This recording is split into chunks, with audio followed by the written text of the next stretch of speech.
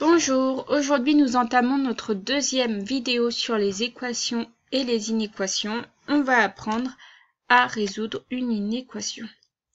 Déjà, qu'est-ce qu'une inéquation? Une inéquation est une inégalité qui comporte au moins un nombre de valeurs inconnues, généralement désignées par une lettre.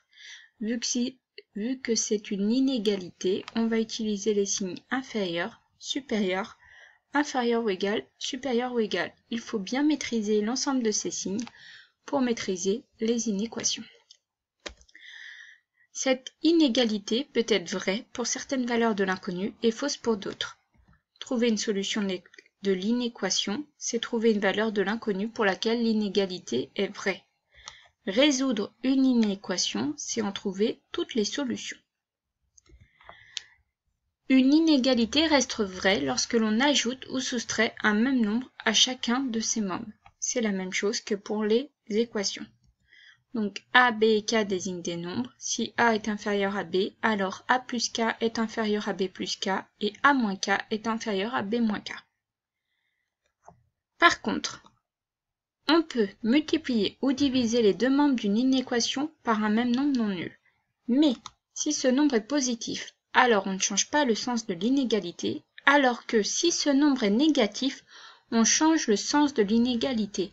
Et c'est là la plus grosse difficulté des inéquations, c'est penser à changer le signe si l'on multiplie ou divise par un nombre négatif. Attention, j'ai bien dit si on multiplie ou si on divise par un nombre négatif et pas si on soustrait un nombre, d'accord? Multiplier ou diviser par un nombre négatif, ce n'est pas la même chose que soustraire un nombre. Donc A, B et K désignent des nombres. Si A est inférieur à B et K supérieur à 0, alors A fois K est inférieur à B fois K et A divisé par K est inférieur à B divisé par K. Par contre, si A est inférieur à B et K inférieur à 0, c'est-à-dire s'il est négatif, alors A fois K va être supérieur. Vous voyez, ici on a changé le signe. On avait ici inférieur, on l'a changé en supérieur.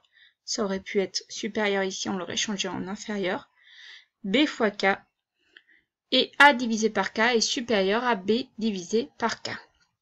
On peut prendre un exemple. Si je prends A égale 2, B égale 3, K égale ici 5 pour qu'il soit positif. 2 fois 5, 10. 3 fois 5, 15. 10 est bien inférieur à 15. Si je prends toujours A égale 2, B égale 3, on a bien 2 inférieur à 3. Mais si je prends K négatif, par exemple moins 5, j'ai A fois K qui fait moins 10.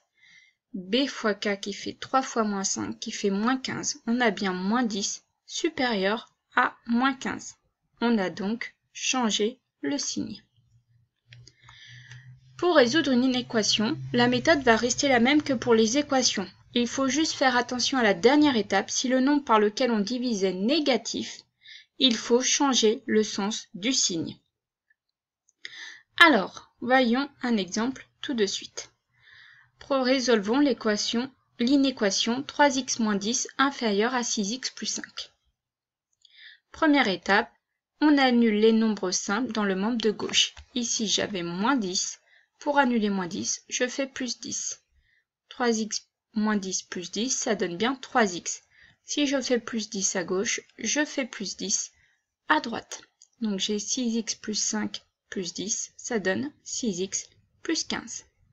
Maintenant, j'annule les x dans le membre de droite. On avait 6x, pour annuler, on fait moins 6x. 6x plus 15 moins 6x, il reste 15. 3x moins 6x, moins 3x. Et là, on divise par le nombre de x de la dernière égalité. Ici, il y avait moins 3x, donc je divise par moins 3. Moins 3x divisé par moins 3, ça donne x. 15 divisé par moins 3, ça donne moins 15. Et là, pour le signe, on fait attention. Le nombre par lequel on a divisé ici, c'est moins 3. Il est négatif, donc on n'oublie pas de changer le sens de l'inégalité. Mon inférieur est devenu supérieur. Voilà, ça sera tout pour aujourd'hui. On se retrouve en classe pour travailler cela.